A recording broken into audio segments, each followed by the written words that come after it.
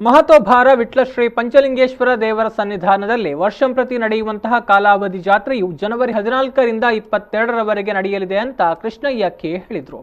ವಿಟ್ಲದ press ಕ್ಲಬ್ನಲ್ಲಿ ಸುದ್ದಿಗೋಷ್ಠಿಯಲ್ಲಿ ಅವರು ಮಾತನಾಡಿದರು. ಜನವರಿ 14 ಗುರುವಾರದಂದು ಧ್ವಜಾರೋಹಣದೊಂದಿಗೆ ಪ್ರಾರಂಭಗೊಂಡು 9 ದಿನಗಳ ಕಾಲ ಉತ್ಸವಾದಿಗಳು ನಡೆಯಲಿದೆ.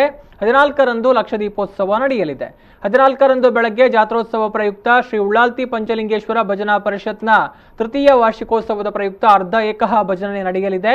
ಸಂಜೆ ವಿಟ್ಲ ದೇವತಾ ಸಮಿತಿ ವತಿಯಿಂದ ಕೇಪುವಿನ ಮಲರಾಯ ದೈವದ ಭಂಡಾರಕ್ಕೆ ಸಮರ್ಪಿಸುವ ನೂತನ ಪಲ್ಲಕ್ಕಿಯೊಂದಿಗೆ ಹಸಿರುವಾಣಿ ಹೊರೆಕಾಣಿಕೆ ಮೆರವಣಿಗೆ, ಭಜನಾ ಉಲ್ಪೆ ಮೆರವಣಿಗೆ ನಡೆಯಲಿದೆ. ಜನವರಿ 18ರ ಸೋಮವಾರದಂದು ಬಯ್ಯದ ಬಲಿ ಉತ್ಸವ, 19 ಮಂಗಳವಾರದಂದು ಕೆರೆ ಆಯನ, 20ರ ಬುಧವಾರ ಹೂತೇರು, 21ರಂದು ಮಹಾರಥೋತ್ಸವ ನಡೆಯಲಿದೆ ಅಂತ ಮಾಹಿತಿ ನೀಡಿದರು. ಜನವರಿ 22ರ ಶುಕ್ರವಾರ ಕಾಲಾವಧಿ ಬಟ್ಟಲು ಕಾಣಿಕೆ, ತುಲಾಭಾರ ಸೇವೆ, 26 ಮಂಗಳವಾರದಂದು ದೈವಗಳ ನೇಮೋತ್ಸವ ನಡೆಯಲಿದೆ. ಜನವರಿ 27 ಬುಧವಾರದಂದು ವಿಟ್ಲ ಅರಮನೆಯಲ್ಲಿ ದೈವಕ್ಕೆ ನೇಮ ನಡೆದ ಬಳಿಕ ಕೇಪುವಿಗೆ ಭಂಡಾರ ಹೊರಡಲಿದೆ. ಕೋವಿಡ್-19ನ ನಿಯಮಾವಳಿಗಳನ್ನು ಕಟ್ಟುನಿಟ್ಟಾಗಿ ಅನುಸರಿಸಿಕೊಂಡು ಜಾತ್ರಾ ಮಹೋತ್ಸವಕ್ಕೆ ಆಗಮಿಸಿ ಶ್ರೀದೇವರ ಗಂಧ ಪ್ರಸಾದ ಸ್ವೀಕರಿಸಬೇಕು ಅಂತ ವಿನಂತಿಸಿಕೊಂಡಿದ್ದಾರೆ. ಜಾತ್ರೋತ್ಸವ ನಾಡ್ದು 14ರಿಂದ 22ರವರೆಗೆ ನಡೀತದೆ.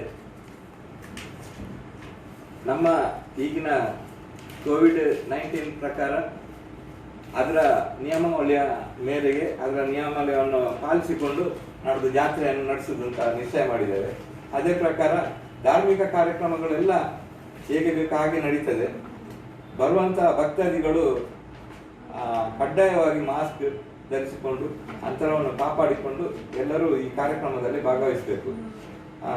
14ನೇ ತಾರೀಕಿಗೆ ಧ್ವಜಾರೋಹಣವನ್ನು ಆಗಿ ರಾತ್ರಿ ಲಕ್ಷದೀಪೋತ್ಸವ ನಡೀತದೆ. ಹಾಗೆ 15, 16, 17 ನಿತ್ಯೋತ್ಸವಗಳು ನಡೀತದೆ. ಮತ್ತೆ 18ನೇ ತಾರೀಕಿಗೆ ಬಯ್ಯದ ಬಲಿ, 19 ತಾರೀಕಿಗೆ ಕೆರೆ ಜಾತ್ರೆ, ಮತ್ತೆ ಹೂತೇರು, 21ಕ್ಕೆ ಮಹಾರಥೋತ್ಸವ. ಹಾಗೆ 22ನೇ ತಾರೀಕಿಗೆ ಕವಟೋದ್ಘಾಟನೆ ಮತ್ತೆ ಬಟ್ಟಲು ಕಾಣಿಕೆ ಇಷ್ಟೆಲ್ಲ ನಡೀತದೆ. ಅವತ್ತು ರಾತ್ರಿ ಅಷ್ಟವದನ ಸೇವೆ ಕೂಡ ದೇವರಿಗೆ ನಡೀತಾ ಇದೆ. ಬ್ರಹ್ಮಕಲಶಾಗಿ ಈಗ ಒಂದು 7-8 ವರ್ಷ ಆಯಿತು. ಅದೇ ಆ ದೇವರಿಗೆ ಅಷ್ಟವದನ ಸೇವೆ ಕೂಡ ವಿಶೇಷವಾಗಿ ನಡೀತಾ ಇದೆ.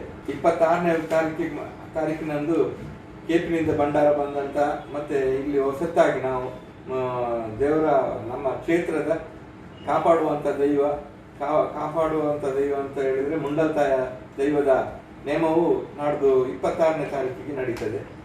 ಅಲ್ಲಿಂದ 27ನೇ ತಾರೀಕಿಗೆ ಆ ಭಂಡಾರ ಬಂದು ಮಲರಾಯನ ಅರಮನೆಯಲ್ಲಿ ಮಲರಾಯ ದೈವಕ್ಕೆ ನೇಮ ನಡೀತದೆ.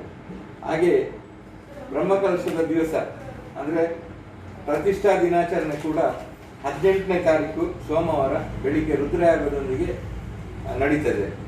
ಅದು ಇಷ್ಟವರೆಗೆ ನಾವು ಜಾತ್ರೆ ಇಡೆಯಲ್ಲಿ ಬಂದ ಕಾರಣ ಅವತ್ತು 18ನೇ ತಾರೀಕು ವಿಶೇಷವಾಗಿ ರುದ್ರಯಾಗ ದೇವರಿಗೆ ಪ್ರೀತ್ಯರ್ಥವಾಗಿ ಮಾಡ್ತಾ ಇದ್ದೇವೆ.